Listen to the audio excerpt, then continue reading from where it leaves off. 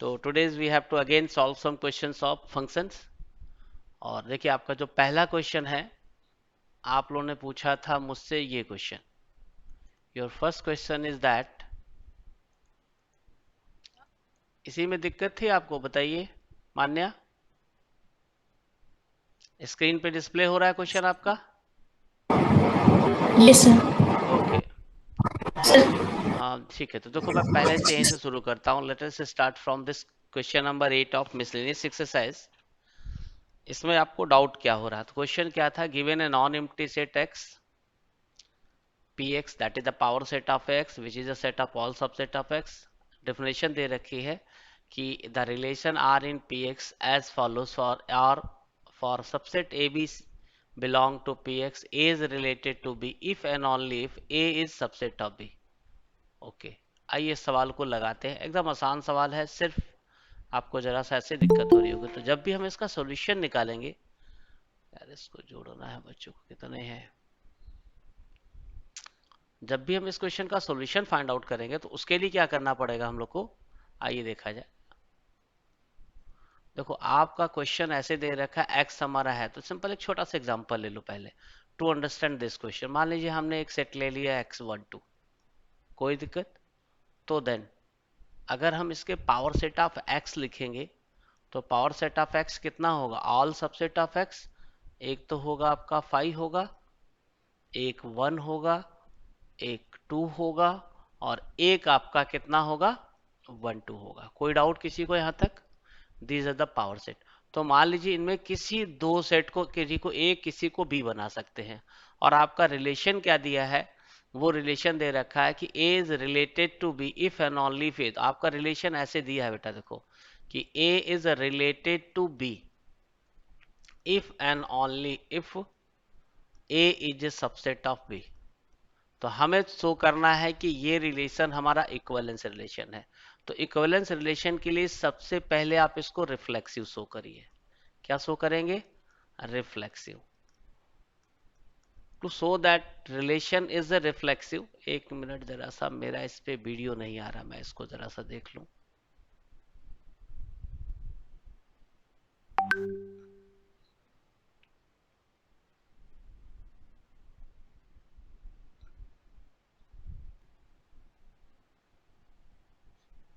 Okay, देखिए ये है। जैसे तो पहले जब रिफ्लेक्सिव शो करोगे तो उसके लिए क्या शो करोगे कि A is related to A. तो सिंपली जब आप इसको प्रूफ करोगे, कोई जुड़ने वाला है चेक कर लेते हैं। एनीवन? कोई है नहीं, चलिए ठीक है। देखो तो सबसे पहले क्या करेंगे, अगर हम ऐसे ले लेते हैं कि let A belong to power set of x, अगर ऐसा ले लेते हैं, क्योंकि ये सब एलिमेंट है पावर सेट के।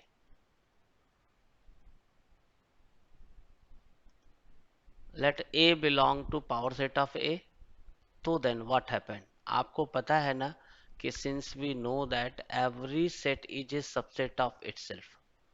एवरी सेट जो होता है, सिंस ये A is subset of B होता है, जब A is subset of B होता है तो ऑब्वियसली इसका क्या मतलब होगा? Is imply that A is related to ए हो जाएगा।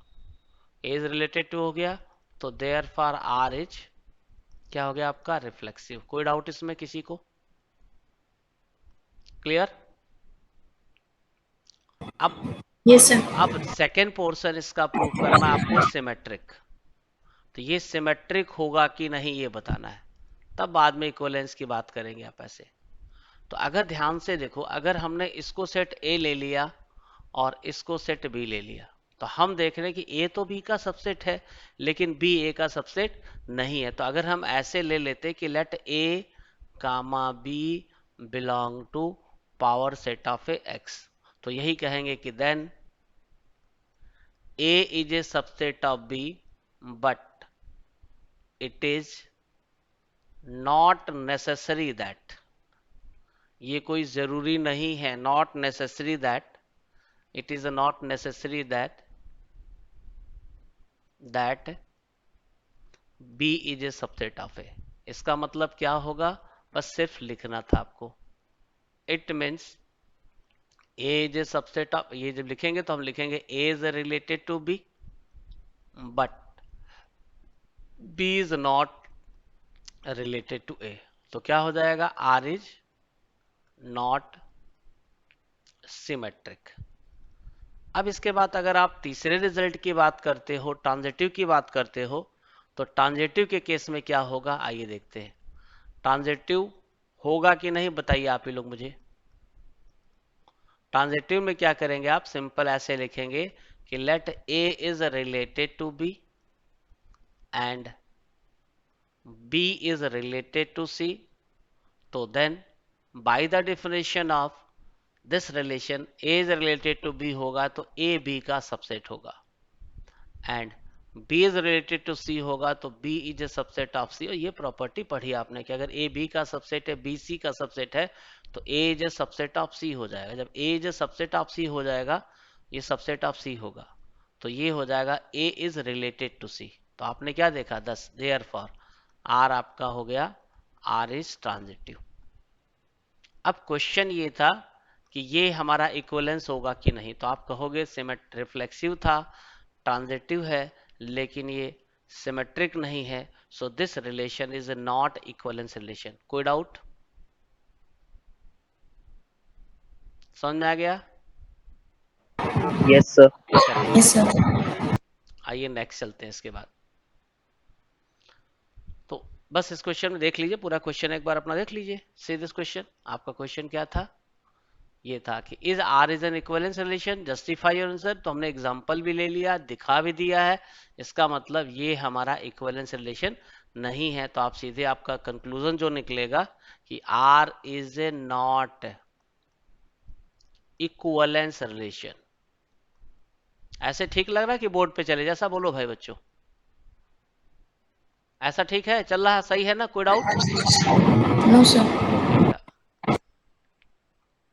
अब आता है नेक्स्ट क्वेश्चन जो आपका था कि जैसे मान्य आपने पूछा था ये वाला एग्जांपल ना, एग्जांपल नंबर 47 ना, देखिए एग्जांपल 47, ये क्वेश्चन था आपका। देखिए ध्यान से, ये कह रहा है कि लेट ए 1 2 3 है, then so that No, sir. 9। This was not mine. हाँ किसका है, किसी ने कुछ पूछा था क्वेश्चन, चलिए कोई भी बता देते फिर हम आप लोग को बोर्ड पे आते हैं। Then so that number of relation containing 1 2 and 2 3 which are reflexive and transitive but not symmetric is 4। ये क्वेश्चन आप लोग सॉल्व कर लेते हो, can you solve this question, बोलिए। Yes, sir. किसी को डाउट है इस क्वेश्चन पे? यस सर, बता दीजिए सर। बता दें? ओके देखो तो बेटा है Yes, क्या sir. क्वेश्चन, ध्यान से देखिएगा। Since we have to make an relation on the set 1 2 3 which contain 1 2 and 2 3 and which is a reflexive and transitive। जो रिफ्लेक्सिव होगा, ट्रांजिटिव होगा, वो लेकिन सिमेट्रिक नहीं होगा, कितने रिलेशन बना सकते हैं? तो शुरुआत करते हैं। तो स्मॉलेस्ट रिलेशन जो होगा, सबसे पहले मान लीजिए R1 is the smallest relation which contain 1 2 and 2 3, जो कि रिफ्लेक्सिव होगा। तो रिफ्लेक्सिव के लिए 1 1 2 2 3 3 तो आप रख लोगे पहले से। अब क्वेश्चन ये होगा कि जब 1 2 लिखोगे आपको ट्रांजिटिव रखना है, लेकिन सिमेट्रिक नहीं होना चाहिए। 1 2 करोगे तो 2 1 तो लिखोगे नहीं, तो 1 2 और हमने यहाँ पे 2 3 लिख लिया, तो 1 2 है 2 3 है, फिर हम क्या करेंगे, इस चीज को सिमेट्रिक लाने, ट्रांजिटिव लाने के लिए 1 3 भी ऐड करेंगे, तो एक रिलेशन तो हमारा R1 ये आ गया। अब आपके पास जब आप A क्रॉस A करोगे तो we will get 9 order pair. उस 9 ऑर्डर पेयर में अभी हमारे पास 1 2 3 4 5 6 3 बचे। अगर हम इसी में 2 1 ऐड कर देते, तो जैसे ही 2 1 ऐड करते तो 1 2 और 2 1 हो जाता, तो वो आपका सिमेट्रिक हो जाता। तो मतलब सिमेट्रिक हो जाता, तो सिमेट्रिक होना नहीं चाहिए। तो वही कह रहा है कि भाई अगर हम 2 1 to R1 to get R2 then relation R2 will be reflexive transitive but not similar. Similarly अगर यहाँ पे क्या कह रहा है क्वेश्चन, यही ध्यान देना है आपको कि if we add 2 1 to R1, अगर इस R1 में हम 2 1 जोड़ देंगे तो ये 1 2 है 2 1 है, सिमेट्रिक है, लेकिन 2 3 है 3 2 तो नहीं है सिमेट्रिक के लिए, 1 3 है 3 1 तो नहीं है। तो एक एक करके जोड़ते जाएंगे, तो 2 1 अगर जोड़ देंगे हम लोग तो एक रिलेशन हमारा R2 बन जाएगा। इसके बाद फिर जो रिफ्लेक्सिव भी होगा, ट्रांजिटिव भी होगा, सिमेट्रिक भी नहीं होगा। फिर अगर क्या करेंगे, we can obtain R3 and R4, अगर हम उस R1 में 3 2 जोड़ते हैं तो हमें R3 मिल जाएगा, अगर 3 1 जोड़ते हैं तो R4 मिल जाएगा टू गेट R। तो इस तरह से मेन ध्यान ये रखना है कि जैसे ही हम पूरा 2 1 ऐड करें, 3 2 ऐड करें, 3 1 ऐड करेंगे, कौन जुड़ने वाला है बच्चा भाई, ये जरा सा ध्यान देने वाली चीज है कि अगर उसमें हम लोग 1 बाई 1 सबको आप लिखते जाओ पहले, कैसे, जैसे मान लो पहला रिलेशन हमने R1 लिख लिया था, हमारा R1 रिलेशन क्या था, 1 1 था, ये आपका 2 2 है, ये 3 3 है, जरा सा इसमें प्रैक्टिस करनी पड़ती है, 1 2 है और आपका ये 2 3 है, ओके, और हमने क्या किया कि 1 3 जोड़ दिया, तो ये कैसा रिलेशन, ध्यान से देखिए, 1 1 2 2 3 3 रिफ्लेक्सिव हो गया, 1 2 है, 2 3 है, 1 3 है, ये ट्रांजिटिव हो गया, 1 2 है लेकिन 2 1 नहीं है, 2 3 है लेकिन 3 2 नहीं है, 1 3 है लेकिन 3 2 नहीं। अब अगर हम R2 रिलेशन एक दूसरा बनाते तो ये तो 1 1 ही लिखते हम लोग, ये तो 2 2 होता, ये हमारा 3 3 होता। अब क्या करेंगे कि अगर इसमें हम लोग 2 1 जोड़ देते, देखो लिख रहा क्या है कि अगर हम इसमें 2 1 और जोड़ देते हैं, तो मान लीजिए हमने इसमें 2 1 जोड़ दिया ऐसे, तो 2 1 जोड़ देंगे तो यहाँ पे ऐसे ये 1 2 ऐसे 1 3 था, ये सिंपल। तो ध्यान से देखिए, 1 2 है, 2 1 है, 1 1 भी है, ट्रांजिटिव है, लेकिन सिमेट्रिक की बात करें, कहेंगे 1 2 है, 2 1, लेकिन ये वाला पेयर तो डिस्टर्ब कर रहा है, 2 3 है लेकिन 3 2 नहीं है, 1 3 है लेकिन 3 1 नहीं है। तो इसी तरह से अगर हम R3 बनाना चाहते हैं तो साफ साफ लिखा है देखो कि then relation with reflexive symmetric one if है, फिर similarly we can obtain R3 and R4 by adding 3 2 and 3 1। अगर हम इसमें 3 2 जोड़ देते तो 3 2 जोड़ देते तो ये 1 1 हो जाता, ये 2 2 हो जाता, ये 3 3 हो जाता, ये 1 2 है, ये 2 1 है, ठीक है। तो किस में जोड़ना, हम लोग R1 में जोड़ना था, हम लोग को किस में जोड़ना था, similarly we can R3 by adding 1 3 and है ना 2 R1, सिर्फ R1 में जोड़ेंगे तो 1 2 2 3 है, ये चीज आपका आ गया, और एक आपका 1 3 था, इसमें हमने क्या किया कि अब की 3 2 जोड़ दिया, तो आप कहोगे 2 3 है, 3 2 है, 1 3 है लेकिन 3 1 नहीं है, 1 2 है लेकिन 2 1 नहीं है, तो ये रिफ्लेक्सिव है, ट्रांजिटिव है, लेकिन सिमेट्रिक नहीं है। इसी तरह से जब R4 की बारी आएगी तो ये 1 1 हो जाएगा, यहाँ पे ये 2 2 हो जाएगा, यहाँ पे ये 3 3 हो जाएगा, 1 2 पहले से था ही, 2 3 पहले से था ही, बस आपको एक ऑर्डर पेयर क्या जोड़ना था, सिंपली हम लोग को 3 1 ऐड करना था इसमें। तो देखिए यहाँ से 2 3 है और ये 3 1 है, 2 1 नहीं है हमारा, है ये 2 3 है, 3 1 है, क्या और चाहिए हम लोग को इसके लिए, हम अगर 3 2 जोड़ दिए पहले में और 3 1 अगर यहाँ पे जोड़ेंगे तो 1 3 तो पहले से था ही हमारा ऐसे, तो ये चीज, तो ये हमारा फिर होगा लेकिन सिमेट्रिक नहीं होगा। तो इस तरह से इसमें 4 रिलेशन बना सकते हैं। ओके, कोई डाउट किसी को? अब बेटा एक क्वेश्चन और अभी फंक्शन का बचा है सबसे इंपॉर्टेंट, अगर आपने उस क्वेश्चन को देखा होगा तो अब मैं उसको पहले बता दूं तब आगे बढ़ता हूं। क्या ये वाला क्वेश्चन आप लोगों ने सॉल्व किया है एग्जाम, ये question number 4 of miscellaneous exercise, बताइए मुझे, इस क्वेश्चन को बताने की जरूरत है कि नहीं? Hello, Sir, your voice is not coming. My voice is not coming? तो बेटा आवाज तो आ रही थी, अच्छा चेक करे कहाँ से भाई, ऐसा तो नहीं है।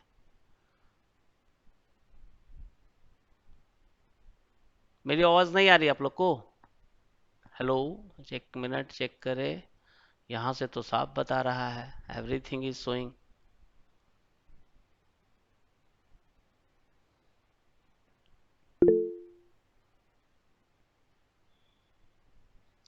आई एम नॉट म्यूट, अच्छा हाँ यहाँ से म्यूट हो गया बेटा, ओके सॉरी। अब आ रही है आवाज? Yes, sir. ओके ओके, हाँ यहाँ से म्यूट हो गया था झटके से, आपको लगता है यहीं से कीबोर्ड से कुछ टच हो जा रहा है। चलिए, तो बेटा इस क्वेश्चन को जैसे आपको सॉल्व करना है तो can you solve this question, ये क्वेश्चन मिसलेनियस एक्सरसाइज का 4th वाला है। So that the function defined by fx is equal to x upon 1 plus mod of x so that it is a 1 1 and on 2। हमें show करना है कि 1 1 and on 2 है। कैसे सॉल्व करोगे, और फिर इसका इनवर्स भी बोर्ड में पूछता है। तो how do you show that this function is 1 1 and on 2, इस क्वेश्चन को सॉल्व करना है। तो बोर्ड पे चले आए क्या इसके लिए हम लोग? ओके, तो इस क्वेश्चन को बोर्ड पे लगाते हैं हम लोग, या इसी पे कर दे? चलिए इसी पे देखते हैं। ओके, तो आपको इस क्वेश्चन को बेटा सॉल्व करना है।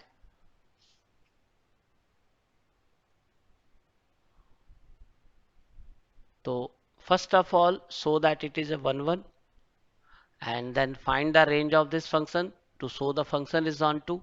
तो सबसे पहले हम लोग प्रूफ करते हैं, इसका प्रूफ अगर करना है सॉल्यूशन पे आते हैं। तो पहले आप इस क्वेश्चन का देखो डोमेन लिख लीजिए। Domain is a real number. ये फंक्शन आपका ऐसे है, f such that r tends to set of all real number which is a greater than -1 less than 1 and x belong to r है, और function is a given 1 plus mod of x। अब सबसे पहले आप क्या करिए, इस function को रीडिफाइन कर लीजिए। It is A 1 plus x if x is greater than or equal to 0, if x is less than 0 it is x upon 1 minus x। यहाँ तक तो आ गया। अब आपको प्रूव करना है कि ये 1 1 है ऑन 2 है। 1 1 के लिए आप इसको क्या प्रूव करोगे? तो जैसे 1 1 करोगे तो कितने केस बांटेंगे आप? तो अगर हम लोग ऐसे ले लेते हैं कि let x1 comma x2 belong to r, कहाँ से? फ्रॉम डोमेन, सच दैट ये हो जाएगा आपका fx1 is equal to fx2। तो अकॉर्डिंग टू सिचुएशन, तो देन 4 केस आर अराइजिंग। वो कौन कौन से केस अराइजिंग होंगे? देखिए 4 केस बनेंगे। पहला केस ये होगा कि x1 x2 दोनों ग्रेटर देन 0 होंगे। दूसरा केस बना लेते हैं x1 x2 both less than 0। फिर तीसरा केस बना लेते हैं x1 इज ग्रेटर देन 0 और x2 is less than 0। Fourth case बना लेते हैं x1 इज लेस देन 0 और x2 इज ग्रेटर देन 0। ये 4 केस हमारे पास बनेंगे। क्वेश्चन हमारे पास है कि ये हम जब लिखना है, तो आप जब इसको लिखोगे तो केस 1 पहले लिखोगे। तो व्हेन यू राइट केस 1, जब आप इसका केस 1 लिखोगे बेटा, तो केस 1 में क्या मिलेगा? देखिए केस 1 में क्या होगा कि वही लिखेंगे कि if x1 comma x2 greater than 0 such that fx1 is equal to fx2। ये क्वेश्चन लंबा है, तो जब आप इसको सॉल्व करोगे तो इन प्लेस ऑफ fx1 हम लिखेंगे x1 अपॉन दिस वन।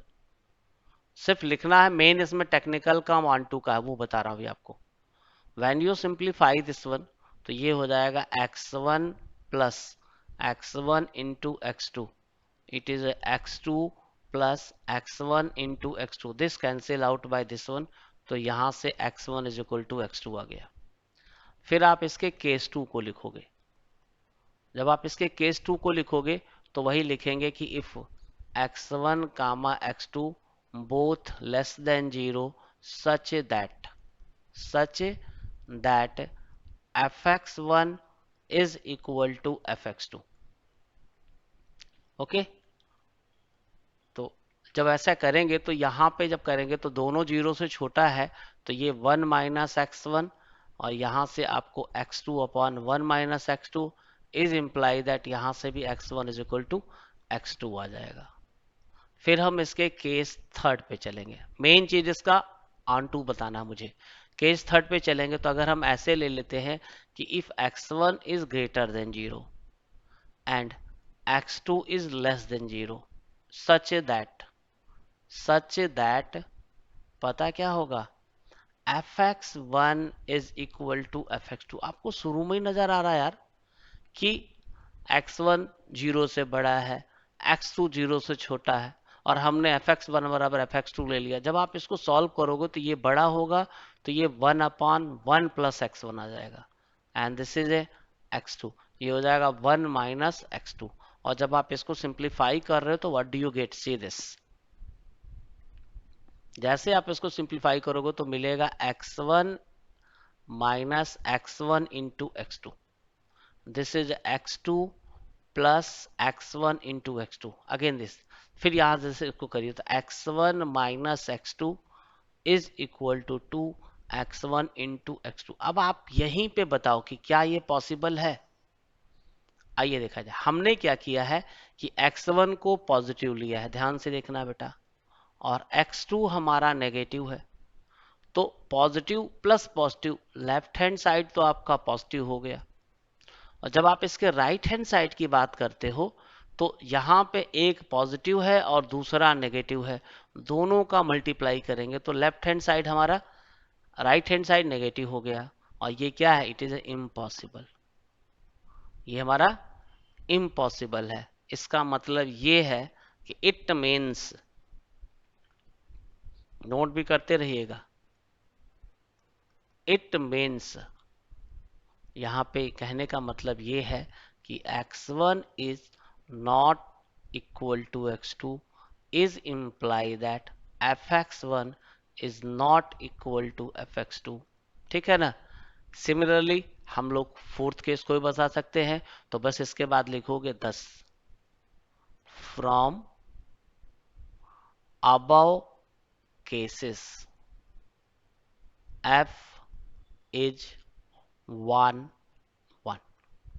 यहां तक डाउट हुआ किसी को? तो हमने क्या किया कि बस क्वेश्चन में यही ध्यान रखना था कि पूरा आपको दिखाना था बेटा कि ये क्या क्या 1 1 है, तो के से मार्क लिया, तो 1 1 तो आप किसी भी क्वेश्चन का कोई भी बच्चा लिख लेता है, मेन टेक्निकल काम आपका इसका होता है ऑन टू को शो करना। ये हमने 1 1 में क्या किया, पहला case x1 x2 both greater than 0, second case x1 x2 both less than 0, third case x1 greater than 0 x2 less than 0, इसी तरह fourth case x1 less than 0 x2। तो इन सब से हमने बता दिया कि ये फंक्शन हमारा कैसा फंक्शन है, दिस फंक्शन इज 1 1। अब बारी आती है ऑन टू की, तो जब आप ऑन टू करोगे तो फिर से आप उस फंक्शन को लिख लो। ऑन टू आप कैसे करोगे, क्वेश्चन को देखिए, अब आते हैं फिर से यहाँ पे, to prove that given function is onto we have to find the range of this function. तो ऑन टू अगर आपको प्रूव करना है तो ऑन टू प्रूव करने के लिए हम क्या करेंगे, हमारा फंक्शन ऐसे था, पहले उस फंक्शन को लिखिए, ये हमने लिखा था x अपॉन 1 प्लस एक्स, अगर x की वैल्यू ग्रेटर देन 0 है, ये लेस देन 0 है, तो ये x अपॉन 1 माइनस एक्स था। ऑन टू प्रूव करने के लिए करेंगे क्या हम लोग, तो लिखेंगे let y belong to codomain.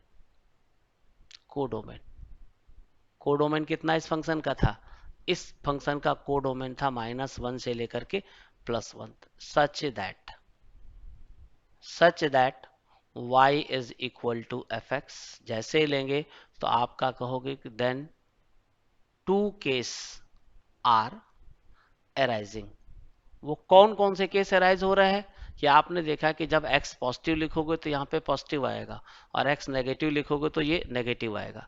तो हम सबसे पहले पहला वाला केस लिखेंगे, अगर इसका फर्स्ट केस लिखते हैं तो टू केस अराइजेस, तो सबसे पहले इसका फर्स्ट केस लिखते हैं, क्या लिखेंगे हम लोग कि if x is greater than or equal to 0, तो देन आप क्या करोगे, इस फंक्शन y बराबर fx जब लिखेंगे ऐसे, तो in place of this fx we have to write x1 plus x, और फिर आप इसको x के लिए सॉल्व करो, y plus yx is equal to x।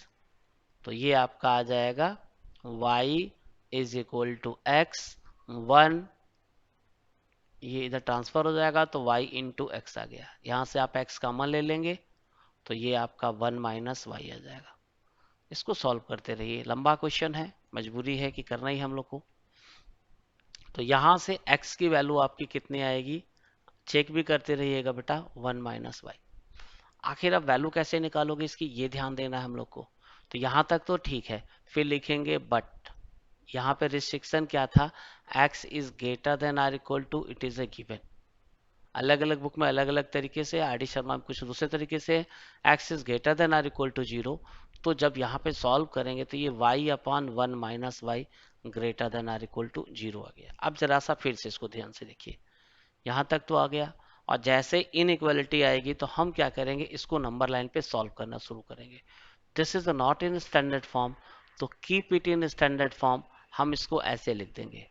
और इसके बाद जब आप नंबर लाइन पे इन दोनों पॉइंट को प्लॉट करोगे तो what do you gate, 0 and 1, it is a positive, it is a negative, it is a positive. Since in equation is less than 0, तो जब आप इसको सॉल्व करोगे तो यहां से आपको y की वैल्यू जो मिलेगी ना, 0 से 1 मिलेगी। अब कौन किससे मिला, ध्यान से देखो, 0 is obtain from numerator and 1 is obtain from denominator. इसको यहीं पे छोड़ देते हैं। क्लियर। अब इसके बाद इसका केस 2 करेंगे। लंबा सवाल है बेटा। केस 2 में क्या होगा कि वही कहेंगे कि अगर x हमारा लेस देन 0 है, सच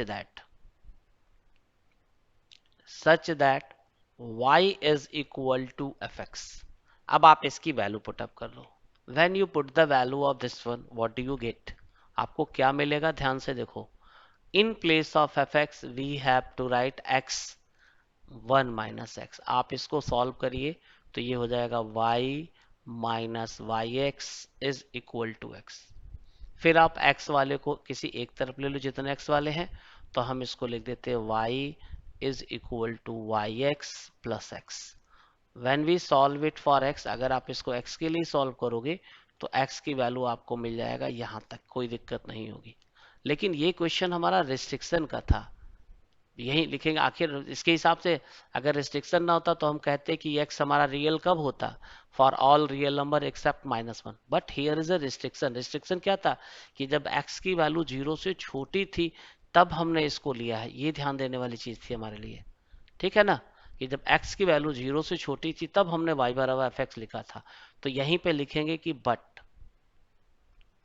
x लेस देन 0, और जब आप x लेस देन 0 है तो आप इसको सॉल्व करेंगे, ऐसे आ जाएगा।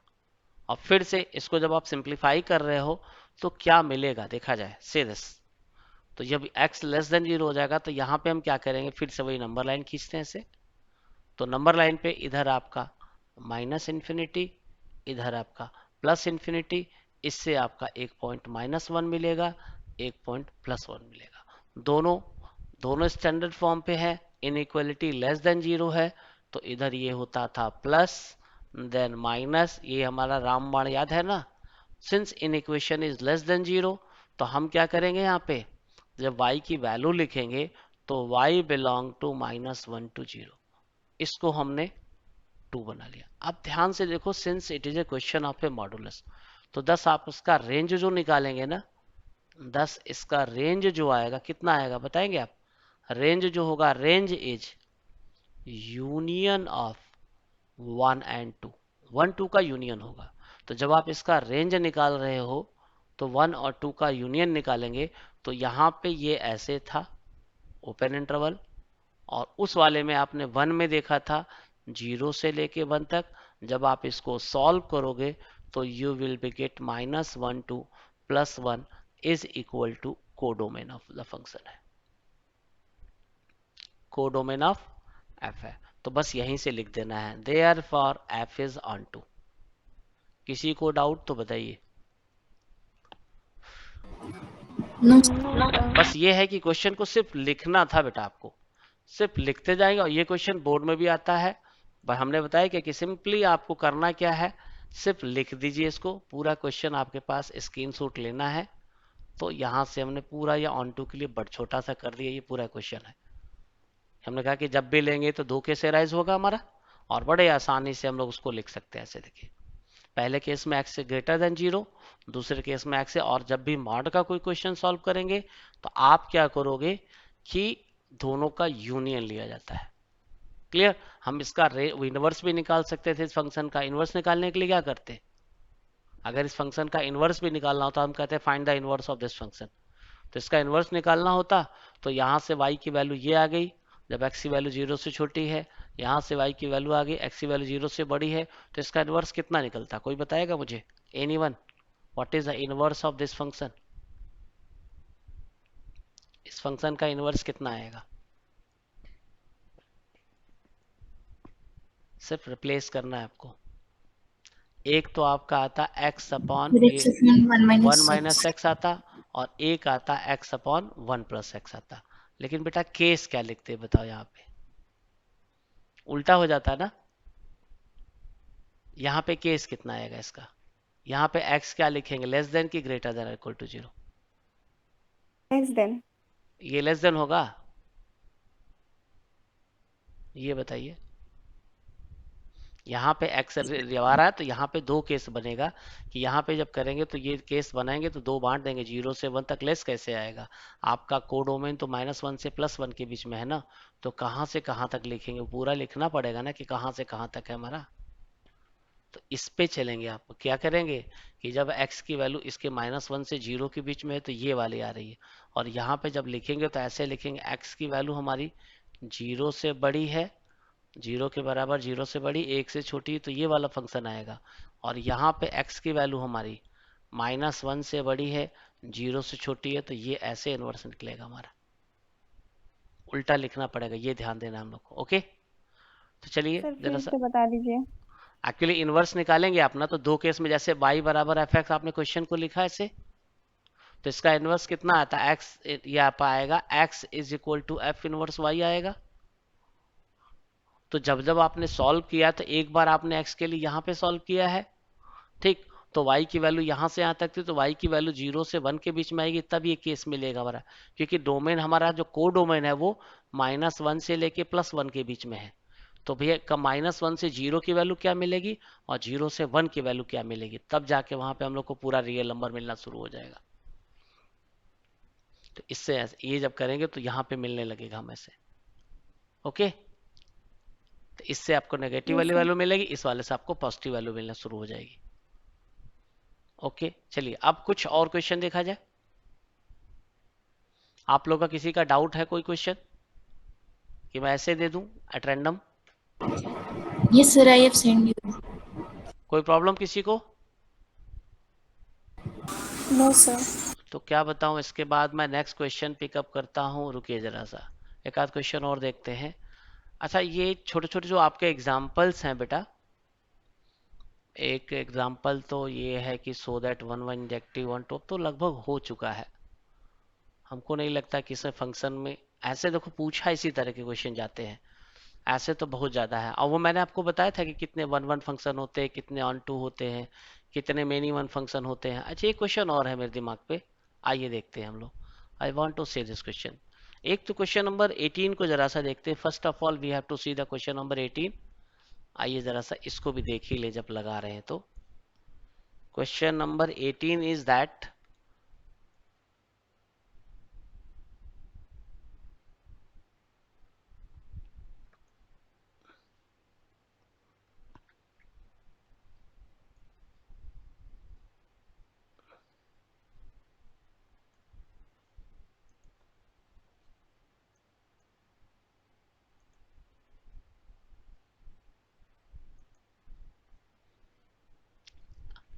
आई थिंक अब आपको पूरा क्वेश्चन इस समय नहीं दिख रहा होगा, इस समय मैं नजर आ रहा हूँ आपको।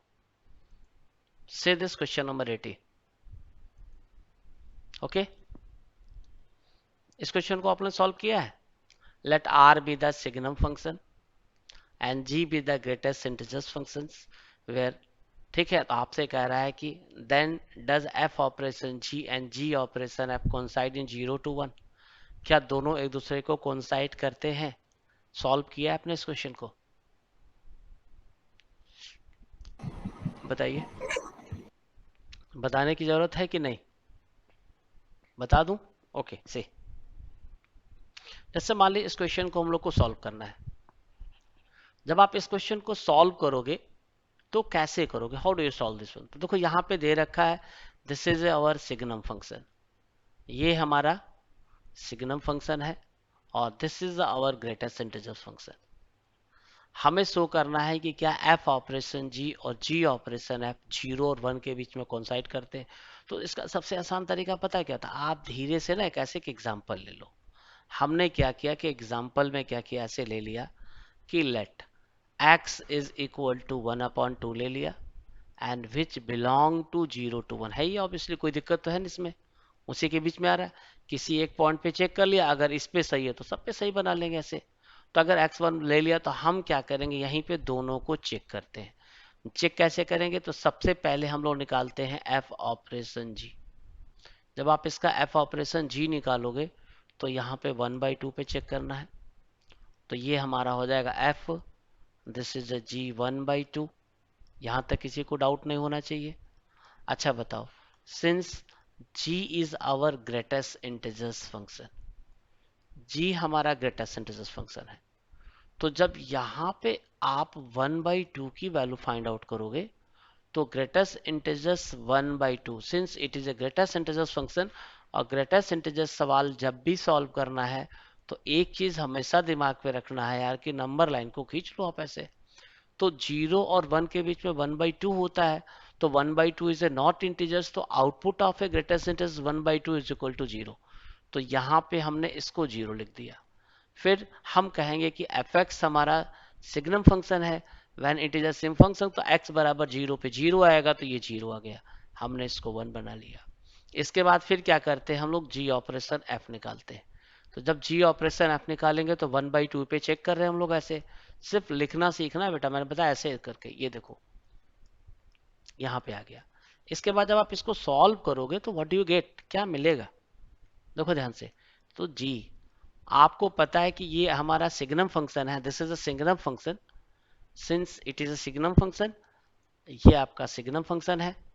तो जब आप वैल्यू पुटअप करोगे तो f की जगह 1/2 लिखोगे, तो x की वैल्यू ग्रेटर देन 0 है, तो fx की वैल्यू आपकी है, तो यहाँ पे ये जो आएगा this is f1/2 is equal to 1 आ जाएगा, ठीक। और इसके बाद जब इसको फिर सॉल्व करोगे तो g1 जो आएगा आपको पता है, और g1 की वैल्यू निकालेंगे तो g1 is a greatest integers function, g is a greatest, तो इसका आउटपुट 1 आ जाएगा, तो इज इक्वल टू 1 आ गया, इसको हमने 2 बना लिया। अब आपका कंक्लूजन क्या निकलेगा कि फ्रॉम 1 एंड 2, फ्रॉम 1 2 आप यही निकालेंगे कि g operation f is not equal to f operation g at x is equal to 1/2. It means g operation f and f operation g does not coincide in the interval 0 to 1। कोई doubt किसी को, बोलिए। No, sir. एक question और देख लेते हैं इसी तरह का। तो जब इस क्वेश्चन को आप सॉल्व करेंगे तो ये पूरा क्वेश्चन आपके सामने आ गया है।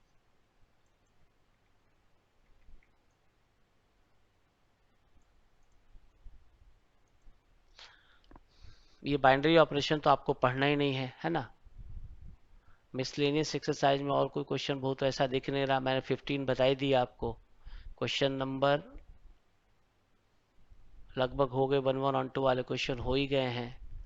आपने क्वेश्चन नंबर ये बाइनरी ऑपरेशन का खाली 8 ही था हमारा, ऐसे 4th मैंने बताई दिया है, 7 8 में ऑलरेडी एग्जाम्पल इज गिवन। आप सर लोग का कोई कैसे x question, equal to half put किए हैं? हाँ हाफ पुट किए हैं। देखो बेटा, आपको चेक करना था 0 से 1 के बीच में, तो 0 से 1 के बीच में हम कोई भी नंबर ले सकते थे ना। तो हमने क्या किया कि 0 से 1 के बीच में, 0 है ये 1 है, 0 is open 1 is a close, तो 0 से 1 के बीच में कोई भी रियल नंबर ले सकते थे। तो कह रहा है कि क्या ये 0 से 1 के बीच में कॉन्साइड करता है, तो मैंने क्या किया, 0 और 1 के बीच में 1/2 रियल नंबर होता है ना, तो 1/2 पे लेके चेक कर लिया इसको धीरे से। आप किसी ओके नंबर को सर। ले लो, कोई फर्क नहीं पड़ता, 0 से बड़ा 1 से छोटा, 0.2 0.3 0.4 0.5 0.6 कुछ भी ले सकता है, yes there sir, are greatest infinite real integer number, function तो वही आएगा। सबका आउटपुट वही आएगा। अब क्लियर हो गया। Yes sir. तो इसलिए x लेंगे तो ऐसे को सवाल को आसान बनाइए कि जल्दी से समझ में आए, क्योंकि ग्रेटेस्ट इंटीजर फंक्शन में क्या होगा, आप कोई भी वैल्यू 0 से 1 के बीच में लो, आउटपुट तो इसका, जब आपको पता है ना कि x की value greater than or equal to 0 less than 1 होगी, तो पता आपका ये ग्रेटेस्ट इंटीजर फंक्शन gx जो था, this greatest integer function gx, this is equal to 0 ही आएगा। तो हमने छोटा सा एक एग्जांपल लेके दिखा दिया।